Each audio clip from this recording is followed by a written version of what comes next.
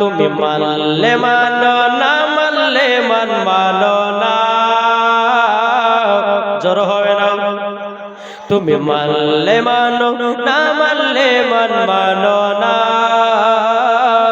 আশিকেরি আসল জান্নাত সোনার মদিনা। জোর বলেন আশিকেরি আসল জান্নাত সোনার মদিনা। আশিক হৃদয়ে যত ইশকেরি জ্বালা দূর করিতে পারে ওই মদিনাওয়ালা। জোর বলেন আশিক হৃদয়ে মাঝে ইশকেরি জ্বালা দূর করিতে পারে ওই মদিনাওয়ালা। তাই মদিনা মদিনা করে, তাই মদিনা মদিনা করে হয়ে যাও ফানা। আশিকেরি আসল জান্নাত কোথায়? সোনার মদিনা।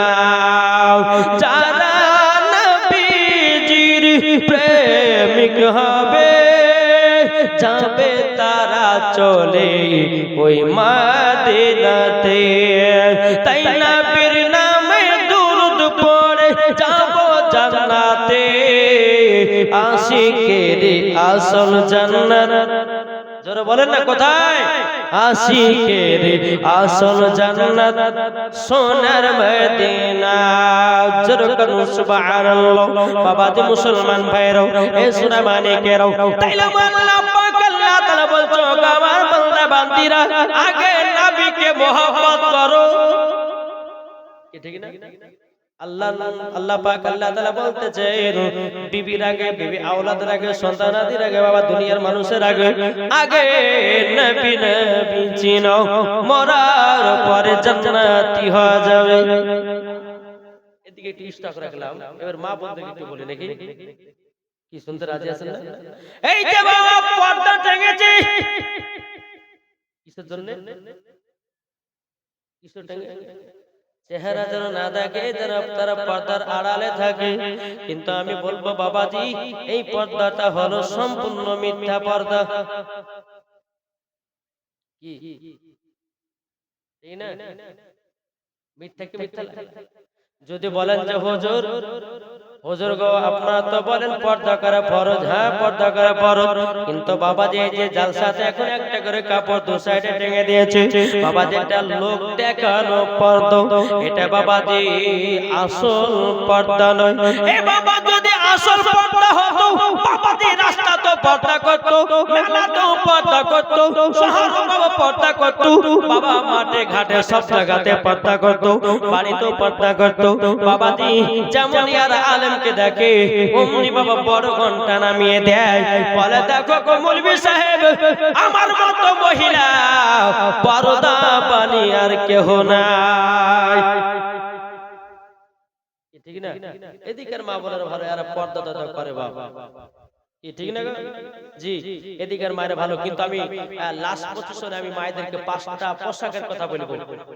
জি এই 5টা পোশাকের ভিতরে একটা যদি মহিলারা পরিধান করে তখন মরার পর জাহান্নামে যেতে হবে। কটা বললাম? 5টা পোশাক যদি কোনো মহিলা 5টার ভিতরে একটা পোশাক যদি পরে ওই মহিলাকে মরার পর জাহান্নামে যেতে হবে, যেতে হবে একবারে সত্যি ঘটনা। জি যারা শেষ পর্যন্ত শুনবে তারাই তোফাগুলো পাবে। তারপরে বাবাজি মুসলমান ভাইরাও, এ সোনা মানিকেরাও, আরো 5টা আমি বলে যাব।